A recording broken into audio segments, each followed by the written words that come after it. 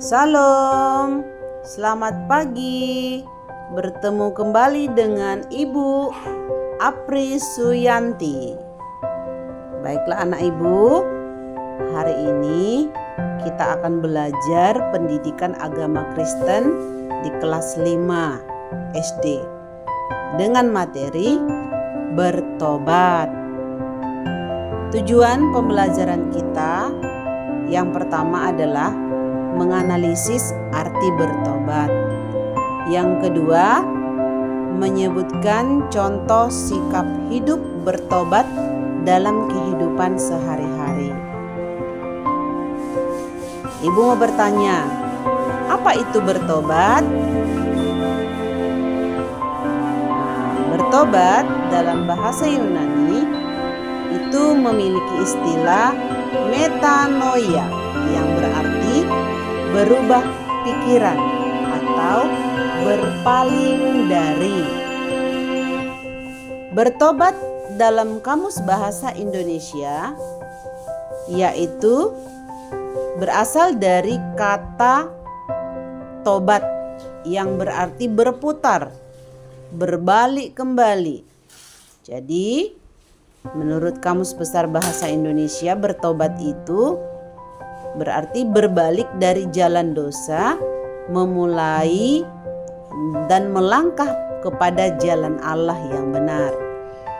Jadi bertobat artinya atau pertobatan adalah perubahan pikiran disertai dengan penyesalan dan perubahan perilaku, perubahan cara berpikir, dan perubahan hati dan berbalik kepada Allah.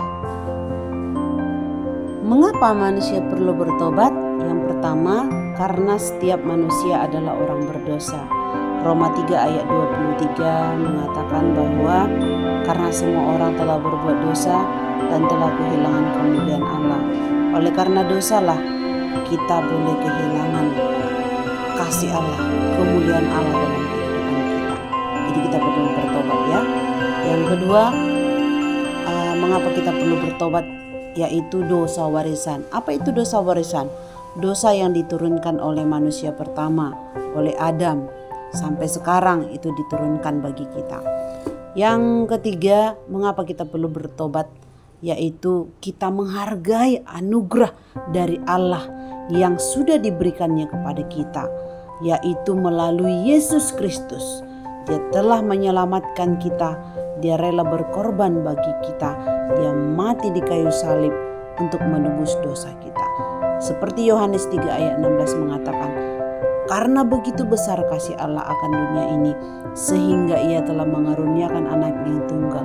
Tujuannya supaya setiap kita yang percaya kepadanya beroleh hidup yang kekal.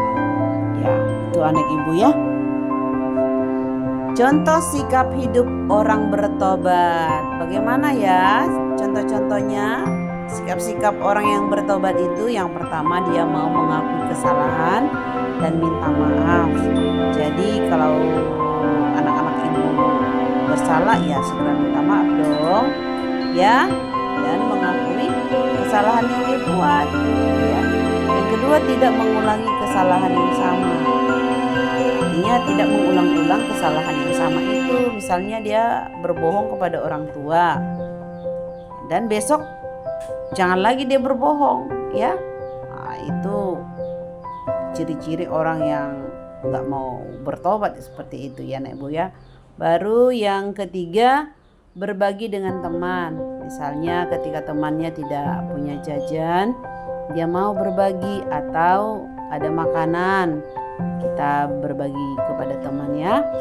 Yang keempat, mendengarkan nasihat orang tua dan guru. Jadi orang tua harus didengar. Karena apa? Karena mendengarkan nasihat orang tua itu membuat umur kita panjang, dan juga mendengarkan nasihat guru. Ketika kita mendengarkan nasihat guru, maka hal-hal baik pula lah yang kita terima. Yang kelima, berdoa meminta ampun. Jika anak-anaknya bersalah, maka segeralah minta ampun kepada Tuhan.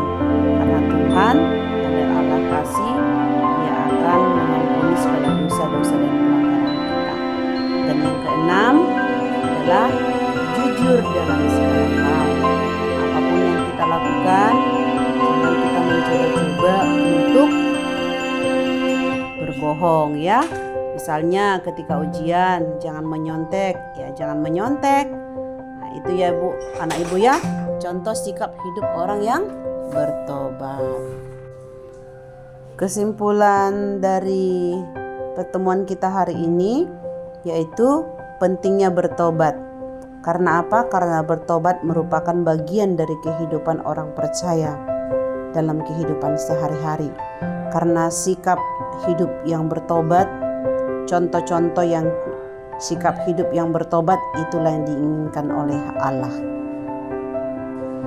Terima kasih, Tuhan Yesus memberkati.